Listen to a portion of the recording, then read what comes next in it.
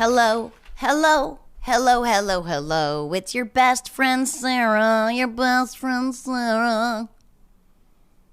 You know, I tweeted a few weeks ago asking for voicemails like I do every week. And I added that people could send in jingles for when I have Rory on to debate something we have a difference of opinion on. Like Rory, he named this part of the show My Side of the Albanese. Get it? Because Rory rhymes with story, but then you do a little switcheroo. Comedy's great when you have to explain it. My Side of the Albanese. So I was like, we need a jingle for this. You know? So anyway, we did get one submission, and this is it. Rory's side of the story. Rory. Story? Rory.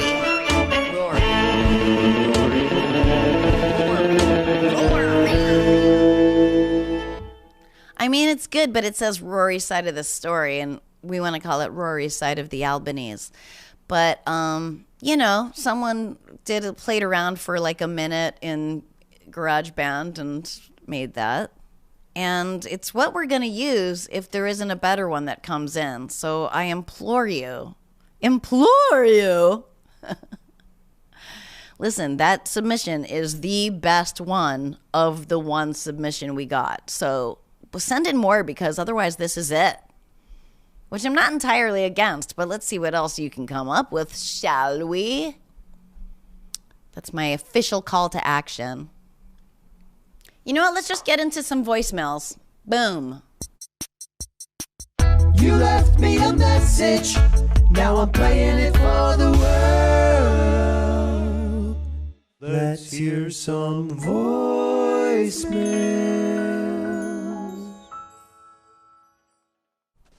Hey, Sarah, this is Andrea. I wanted to ask you about that line from Take This Waltz when your character, Geraldine, says to Margot, life has a gap in it, and you don't run around like a crazy person trying to fill it. I love that line so much. I feel like as I've gotten older and I'm trying to sort of figure out my life, I've definitely recognized that there are certain gaps that, you know, I've had to just learn to live with, but then that there are other gaps that, you know, like I need to work on trying to fill.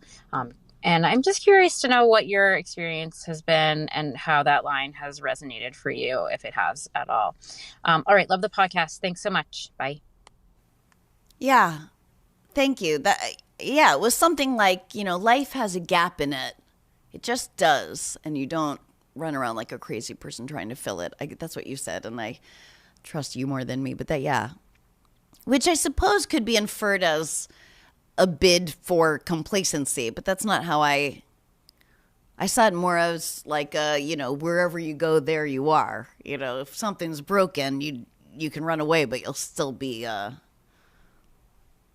know what I'm saying? Like, you can't run away from your shit because your shit is with you. It's in your pants. I'm not sure what I'm trying to say. You can't run away from your pants.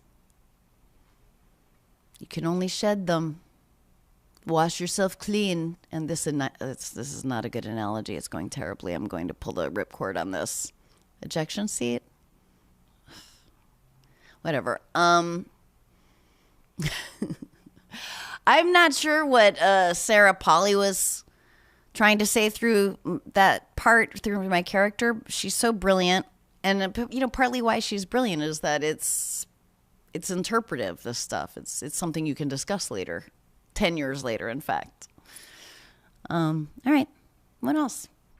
Hi, Sarah. This is Jules from Brooklyn. I love your podcast so much. I wanted to see, how are you so patient with assholes? You know what I mean?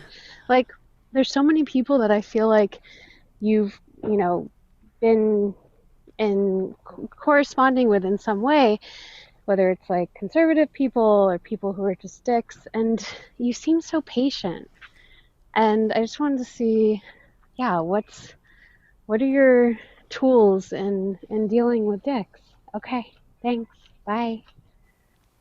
I think that nobody, dick or otherwise, responds to feeling judged or being condescended to in a fruitful way. No good comes from it. So if I'm being my best self, which I certainly am not always, I prefer to not converse with judgment or condescension because, if you're actually hoping to change someone's view or open their mind, I know one thing, that's not the way to go about it. That ain't gonna work. No one thinks they're a supervillain. Even Marjorie Taylor Greene, I think, doesn't think that. Even though she's clearly vaccinated and spreading anti-vax conspiracies and misinformation in order to cater to her base, which is gross. Oof, that woman is dark. Dark aura there. But I gotta believe that, everyone thinks that they're doing what's right. Even if they have to do some convincing, of them, even if they have to convince themselves of it. They find a way. It's survival. I became friends with a woman on Twitter who is very right-wing. But she's really funny, which is, I find to be rare with people on the far right. Really funny, when she's talking about not political stuff. And we like each other. We do not fuck with each other politically on there. We're both like very hands off. I mean, she says stuff like I cannot believe sometimes, but we're just hands off.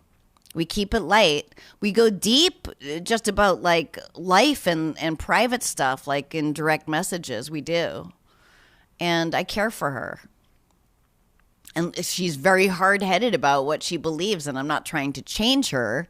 I don't think I even could. But, if there was even a chance that she would be open to see the world through my eyes or something, it would be because I love her. I'm not saying that's, across the board how to do it, but yeah. Raj, we learned on the Hulu show, you can't change people's minds. This sounds crazy. With facts. Especially because we live in a time where there are no where there's no baseline truth. We don't even agree on what the truth is. No, you can only change people through feelings. And that's the goddamn truth, Ruth. Here's some ads. Brooklinen, baby. There's no such thing as too much comfort. Brooklinen's biggest sale of the year is coming this weekend, which means serious savings on essentials for creating your dream space. I love my Brooklinen sheets. I love the quality of Brooklinen products. Duvet covers, sheets, towels, everything. And it's less expensive and the quality's better. Brooklinen. And 5-star rated sheets were just the start for Brooklinen, by the way. Their collection of cozy must-haves now includes everything from dreamy decor to their newly launched slippers. Hi, what? I need those. You can actually save more when you stock up on essentials with Brooklinen bundles. Don't miss out. Brooklinen's biggest sale of the year starts this weekend. It includes their entire site of super soft, seriously cozy essentials. Listening after the sale, you can still save. Visit brooklinen.com and use promo code SarahS for $20 off with a minimum purchase of $100. That's BROOKLINEN.com, promo code SarahS. Simply Safe, baby. If you have ever wanted to make your home feel safer, there is no better time than now. This week, our friends at Simply Safe are giving my podcast listeners 40% off their award-winning home security. Simply Safe has everything you need to make your home safe. Indoor and outdoor cameras, comprehensive sensors, all monitored around the clock by trained professionals who send help the instant you need it. I have given Simply Safe to a few friends and loved ones, and it is easy, and it makes you feel safe, and it makes you safe.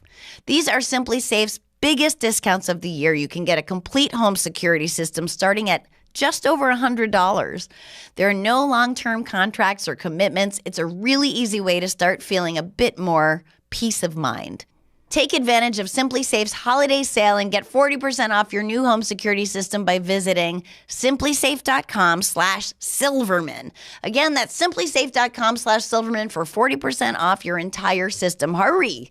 This offer ends soon. And we're back. Hey, Sarah. This is Rebecca from Westchester, New York. Love the podcast. I just wanted to share a situation that really grinded my gears recently.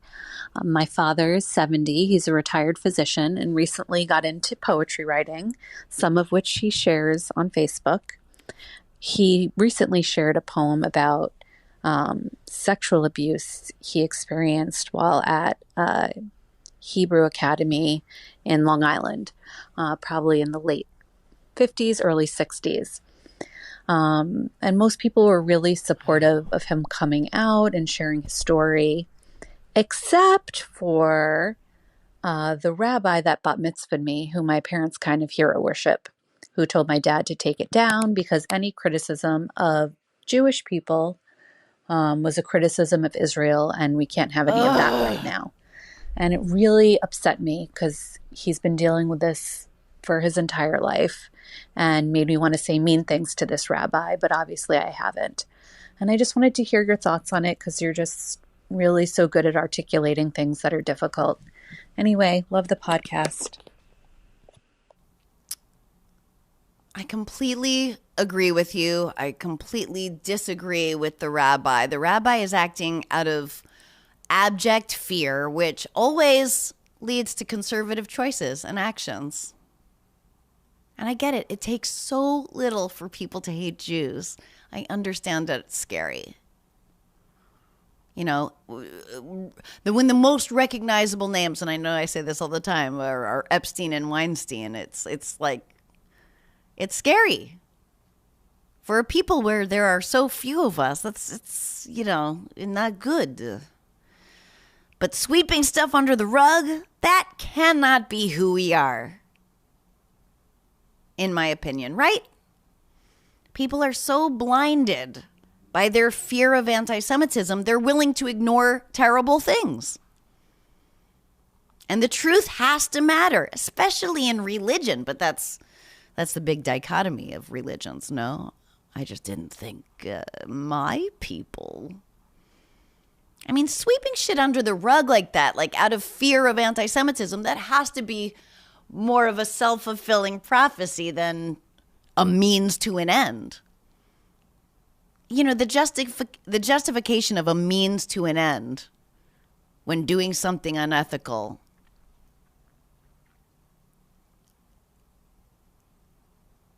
It's just how people justify doing bad things, you know? It's a means to an end. I feel like that's very, I don't know. Come on, Rabbi. This can't be who you are, can it? Is this who you are?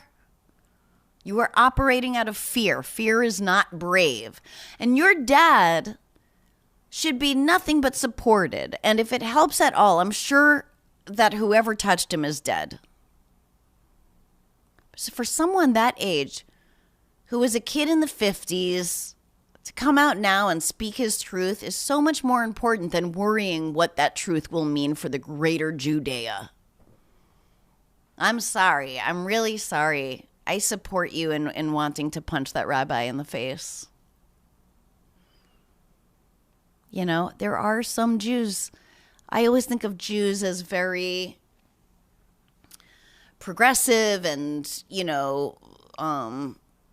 righteous and allies, but there are the Jews who are very like Israel above all. And when the ends justify the means, then anything can be made okay.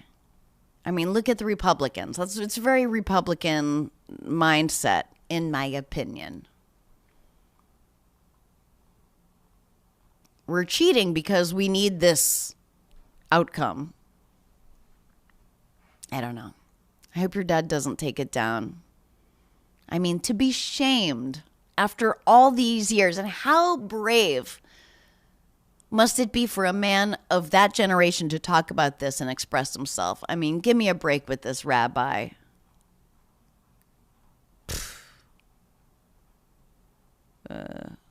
I rip my sleeve, jazz singer style, to this rabbi. All right, what else? Hi, Jazz singer does Sarah. not hold up. My name is Emily Nickerson, and I am based in Austin, Texas. I just have a question for you. This is like such a tricky slash like typical discussion about like FWBs. What's SWB? So friends with benefits. Oh, FWB. So right now I've been seeing someone for a couple of months, and I just am having such a hard time with the concept of friends with benefits. And I adore my partner. Like, I think he is wonderful, and like we have such an amazing connection, but I can't help but look at other men. And I guess for me, like, it's just hard to like separate those two things, you know, caring for someone and having feelings, but still attractive or attracted to other men. So like for me, I'm just kind of curious on what you think about that topic of like FOB. I say FOB, it sounds way cooler than FWB. I don't know what this person is necessarily talking about. She's talking about friends with benefits, but I don't know that then she's calling him a partner. Are they friends with, if he also thinks they're friends with benefits, then you're not doing anything wrong. If this is your partner, if this is your boyfriend, I'm not equipped to answer this. And I'm not, well, I'm not judging, but I am judging, and maybe. I don't know. I mean, to be in a relationship and to be happy with it and to, you know, adore the person you're with and still have a wandering eye, I don't even know what that is.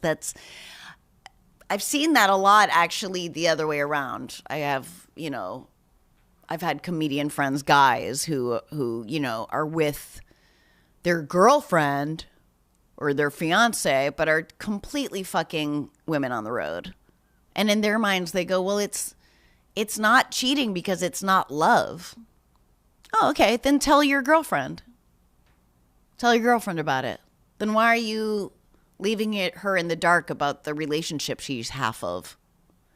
So that's how you sound to me. And I know that behavior has nothing to do with the person you're cheating on or have wandering eyes from. I don't know what it is. Is it FOMO? I'm going to really speak her language now. Is it FOMO? You know, are you just like just always looking over his shoulder, seeing if there's something better? I don't know. But look, relationships can take any shape. They can look any way, but you have to be honest with the person you're with.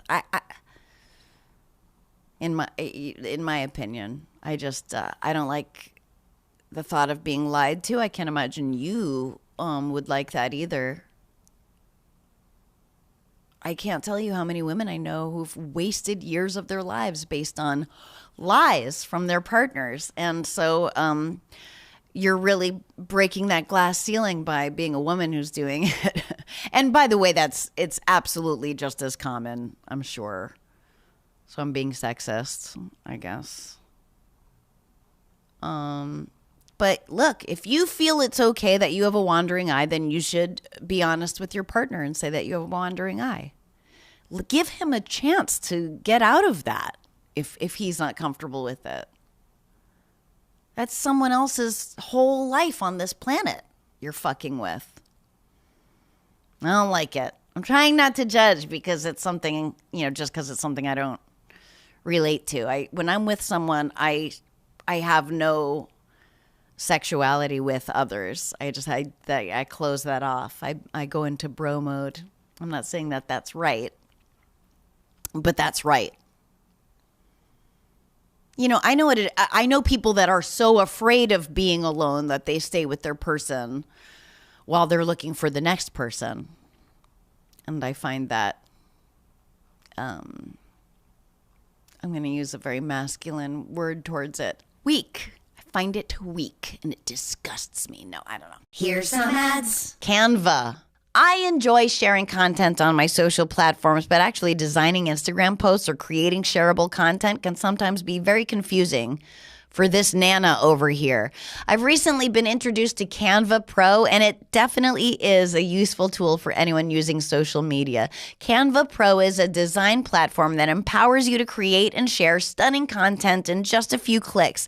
It's great for personal or business use. I know my manager who has an Etsy page and sells these unbelievable vintage belts. Using vintage fabric that she makes at home. Anyway, that's a different ad. But she uses Canva, and it's great. And good news, now you and 4 teammates can enjoy Canva Pro for just $12.99 a month. Plus, you get an extended 45-day free trial. With Canva Pro's Content Planner, you will save time planning, creating, and posting social media content too. Pause scheduled posts and edit them at any time. Design like a pro with Canva Pro. Right now, you can get a free 45-day extended trial when you use my promo code. Just go to canva.me/Sarah to get your free 45-day extended trial. That's canva.me/Sarah. You know that, SARAH. Canva.me/Sarah. Athletic Greens. Today's program is brought to you by Athletic Greens, the health and wellness company that makes comprehensive daily nutrition really, really simple. AG1 by Athletic Greens contains a special blend of high-quality, bioavailable ingredients that work together to fill the nutritional gaps in your diet. Support energy and focus, aid with gut health and digestion, and support a healthy immune system. AG1 effectively replaces multiple products or pills with one healthy, delicious drink. I tried this. I'm like, what am I getting into with this green drink? And it actually tastes really good. You get kind of into the taste, and it's so good for your human body. As the research changes, so does AG1. While most nutritional products that come to market never evolve, Athletic Greens continues to obsessively improve AG1. Based on the latest research, there have been 53 improvements over the last decade and counting. To make it easy, Athletic Greens is going to give you an immune-supporting free 1-year supply of vitamin D and 5 free travel packs with your first purchase if you visit athleticgreens.com/Sarah today. Again, simply visit athleticgreens.com/Sarah to take control of your health and give AG1 a try. And we're back. Hi, Sarah. This is me recording from Shanghai, China. I'm a huge fan of yours, and I think you're really cool. You're a really cool person. I have a question. So why do we all have to grow up and be adults and do adult things? Like, I'm 32 years old, and I'd like to think myself having my shit together according to whatever social standards, but deep inside, I think I just want to stay young and naive forever. I don't want to care about mortgage or kids or retirements, whatever that is. And I find myself just enjoy hanging out with younger friends, sometimes 10 years younger than me. Is it wrong just refusing to grow up? And I mean, I can't even count how many times I just dream about just quitting my job and go paint or surfing or just dreaming. What should I do? Well, I don't know. Not wanting to grow up. I understand. I think there's a difference between not wanting to grow. You want to grow. Growing is like life, ideally, I think. But when you think of growing up, you're thinking of like social norms and all these things, and you don't have to adhere to that at all. I mean, there is no one way to live life. There's absolutely no reason why you're supposed to want what other people want or do what other people do. But unless you're somehow independently wealthy or come from money in some way, you do need to find a way to support the life you want to live. But there are creative ways to do that sometimes, if you can make that work. If you don't like the job you have, work towards one you might enjoy more. Maximize your free time to paint or surf or do the things that you want to do. Maybe there's a way to make a living that way. I don't know. On the other side of that, I will tell you, I wake up every morning fully jazzed that I do not have to go to school ever again. But children, mortgage, you don't have to have those things. You don't have to subscribe to that. You do need to support yourself. Some people live to work, and maybe I'm one of those people because I love what I do. And some people work to live, meaning they get a job, whatever job, that just lets them make the money that they need to live the life that they want to live. You don't have to have kids. You don't have to become cynical. No, of course not. There's immense growth in having or reigniting a childlike wonder. I don't think that's immature even. I think that's brave, and ideally it's how we're supposed to live our lives. Being open, having wonder, asking why. Those are good things. Those are real good things. You're going to have to find a balance, but it's your life and it should be designed by you. That's a very mature thing to do, by the way. You have to figure it out, but you can do it. There's no one way to live life. Look, I'm a comedian. You talk about having friends 10 years younger than you. I mean, I have friends who are 20. I have friends who are in their 90s. I have a friend in his 90s who is exactly that. He has this childlike wonder. He's always like blown away by new stuff he's learning. He runs every day. He's just, you see why he's able to live so long. And he's so youthful in that way. He's more youthful than people half his age because he has this wonder and this joy, I have a friend that made a really interesting choice, actually. He travels the world, but he settles for like 2 years at a time. Like the first place he went was Korea. He moved to Korea and he got a job, teaching like English as a second language. He didn't want to just be a tourist. He wanted to move somewhere, to live, to have roots, to have an apartment, to have a gas bill, to have a, water bill, etc. And to really like make roots and live somewhere for 2 years. And then he went to Indonesia, and then he went, he goes from place to place 2 years at a time. He gets a job just to support this life. And what a neat fucking way to experience the world. I live vicariously through him a bit, and it's pretty neat. It's what he decided to do with his life. It adhered to no social norms. So there you go. Good luck. What else? Hi, Sarah. Liz here from Canada. I have worked in a male-dominated industry my entire life. What's that like? Just not the one that you're in. I would like to know one of the sketchiest situations that you've ever been in and how you dealt with it. That's it? I wouldn't even know where to start. I told the story about the first penis I ever saw. My first road gig, I was constantly sexually harassed by the owner of the club, nonstop. Sitting with all his guy friends, commenting on my body and my boobs, like to each other in front of me. And it wasn't, they weren't friends. They were grown-ups. And I was 19, and it just felt scary. Because, grown-ups are supposed to be helping kids, It's so gross.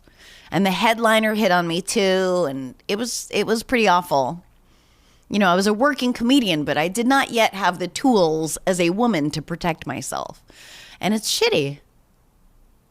By the way, at both of those places, they were dealing cocaine on the side. Coincidence? I don't know. But it really fits with the whole personality. Like the coke alcohol vibe is something I will now just will not be around. No fucking way. And I can spot it from a mile away because I've had to be around it for so many years. And it's fucking gross. But, there was no way this was going to keep me from being a comedian. No. It was awful, but it did not deter me. They weren't even funny. But they sure as fuck were gatekeepers. But I hope that a lot has changed. I know still a lot hasn't. But yeah, I couldn't possibly just pinpoint one. So many gross situations. It's sad that there are so many that it's just too much to filter through. As Whitney Cummings said, and I know I've quoted this before, walking to your car is dangerous as a female comic, as a woman, what our male counterparts do not ever have to realize or think about. Anyway, what else? Hey, Sarah. I've noticed in the last year and a half that I've developed some not so great habits just from the increased time alone. And the worst of those habits, or one of the worst of those habits, is that I now use my body or the clothes on my body as napkins when I'm eating food, which is a really not a great habit to have even when you're not in isolation. But yeah, I was just wondering if you've kind of developed any weird habits from the increased alone time. Thanks. Love the podcast. Well, I would say I've always spent long chunks of time alone.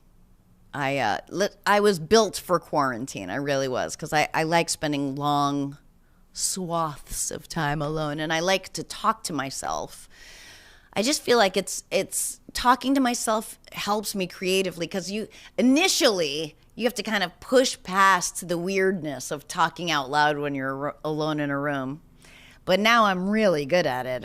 I have been for years. And, Rory was at the house over the weekend, but we did a lot of would you say it's like parallel play? Or, we were working, we were doing stuff, our own shit separately for a lot of the time.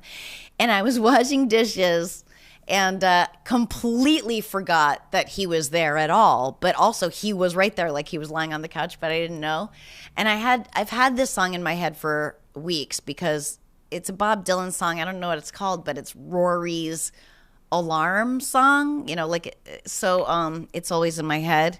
So I was singing it, and it's like, ooh-wee, we're gonna fly. Was it ooh-wee, ride me high. Tomorrow's the day my bride is gonna come. Ooh-wee, we're gonna fly down into the easy chair. And then I'm singing it, and I'm doing variations, and then I'm old-timey singing it. I'm washing the dishes, and I'm down into the easy, down into the easy, down into the easy chair. And all of a sudden I hear this laughter, and it was just I really completely thought I was alone. And he was just like, what are you doing? But I don't think about it because I talk, I sing out loud. Sometimes it's just nonsense or, I don't know. That just works for me. But oh my gosh, it's definitely embarrassing when you see it through someone else's eyes, like somebody saw me do it.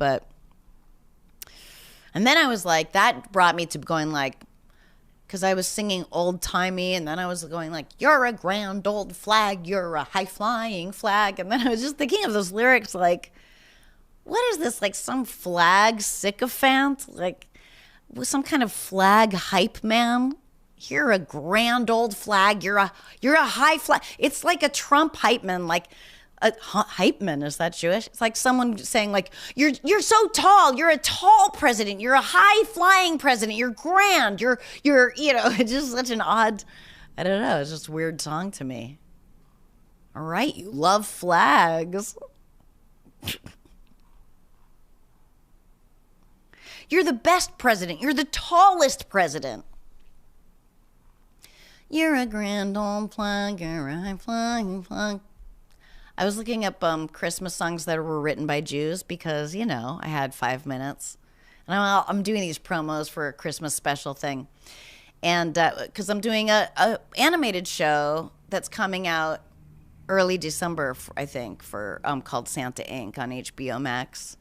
That is like the old-timey claymation, like old Christmas specials, but it's like we say like pussy and cunt in it. So we're doing these promos, and anyway, I was looking at Jews that wrote Christmas songs, which literally every Christmas song you know and love is written by a Jew. And I saw that Irving Berlin, who wrote White Christmas, I think, also wrote God Bless America, which just tickled me because, like, how many Jew haters love that song? Anyway, how did I get here? What was the question? Oh, my old-timey being alone. Yeah, I don't know. I thrive alone, but then it can definitely go dark. What else? Hi, Sarah.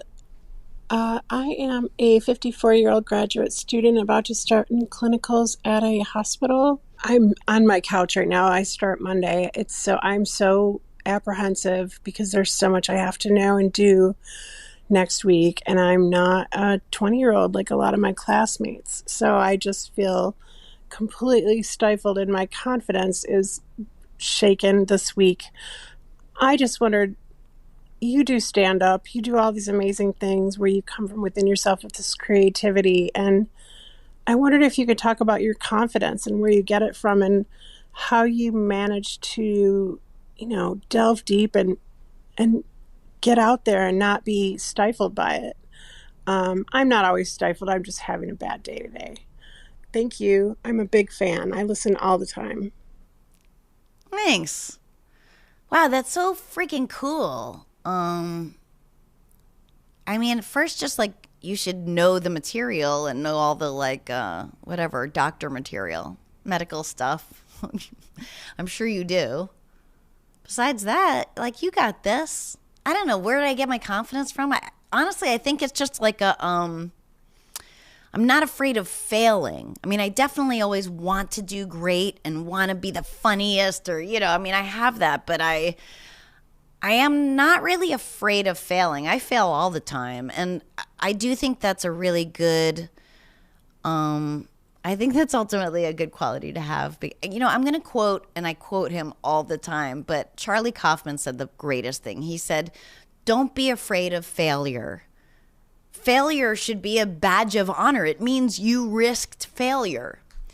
And I just, take that all the way to the bank. I think that's rad. And that there's a lot to glean from it, whether you're in a creative industry or not. But yeah, I also completely understand where you're at. Every time I do stand up, all day, I'm like, oh God, I just want to cancel. I don't want to go out tonight. I can't do this. I don't feel funny. I have nothing new to say. Or I'll be anxious or just, depressed or it's just, I don't know what it comes from, but I fight it. And I think the antidote is just being prepared, which I don't always do, but when I do, it's always worth it. It shows. So, like, be prepared, which I think that you are. And take it one moment at a time. You got this. You're in the prime of your life. That's what's key. That's what you have over everyone else. I mean, you know, look, I've been a stand-up comic since I was 17, but what I do have that I think is analogous is that I've always lived in an apartment my whole life, other than growing up in New Hampshire. I've always lived in an apartment, and I just moved into a house that's near like hiking and stuff. And my dog and I, we just assumed we were apartment dogs. But here we are in like this next chapter, and we're fucking hiking dogs. We're mountain dogs. Every day we climb. We literally climb, but also, like, please take that figuratively because that sounds really smart. I guess what I'm saying is that what you bring to this is your lived experience, and you can't learn that in a classroom. You're in a time of your life where you actually have the most to offer. So I see this as a massive leg up. And they will underestimate you. Good. I love that. There's kind of, in a way, nothing better than that. You're going to blow them away. Maybe you should binge that Patricia Heaton show, Carol's Second Act. Get some pointers. You know what this is like? This is like Rodney Dangerfield in Back to School, which is a reference only you will get of all the grad students you'll be with. All right, what else? Hey, Sarah. I was just wondering what kind of advice you would give to an addict who is about ready to check into a recovery center. Yeah, never done anything like this before, so it's all new to me and how it's supposed to go. But I think you're hilarious, you're gorgeous, and you say a lot of really, really stimulating, mind-stimulating things. So I was just curious what you might have to say to somebody in that situation. Thank you so much, Sarah. Take care. You may not feel very strong right now, but what you're doing is really brave. And I would say, I know that this is scary as hell. You're probably in a world right now where you feel like nobody around you understands you could possibly understand what you're going through. And the ones who do understand are using, and you can't be around them. But the great news is that in rehab, you're about to meet a lot of people that know exactly what you're going through. And those people are going to be from all walks of life, and you will make some of the best friends of your life. And you can take that to the bank. You know, and the people who work there know exactly what you're about to experience. And the people who are going there are going to be experiencing it with you. So I'm excited for you. I think you're going to do great. Call back when you're out. Let me know how it went. What else? Hi, Sarah. It's Kelly. You recently mentioned that when people make fun of you, they imitate your diction. And I wanted to know, who is your favorite impression of you out in the world? Also, I once met you at a quinoa bowl place, and it was the best celebrity encounter I ever had. Bye. Woo! I bet it was Backyard Bowls. I would say Melissa Villaseñor, because she's incredible. And it's hard when you hear yourself because you don't necessarily hear it, but I know she is good because I've heard her do everyone else, and she's spot on, incredible. Her Kristen Wiig is so good. And then there's that girl there's that woman, that young woman who does impressions just with her mouth, and hers is good too. She does it. She's incredible. That one. It's just with her lips. I should know her name, but I don't know it. I actually like played it, and then I said what she said as me, and then I was like, oh yeah, I do. That's right on. There's a lot of good ones. I'm very impressionable. That's not what that means. Dad, we are winding down. This is the end. This is the time of the show where I say what? Subscribe, rate, and review wherever you listen to podcasts. And check us out on YouTube if you like watching with your stupid eyeball holes. Holes? Holes is weird to say. Holes. Hey, I wanna. Hey! Bye. Hey, ya fucker! Subscribe here so you don't miss an episode. And you can click here to watch the last episode if you missed it.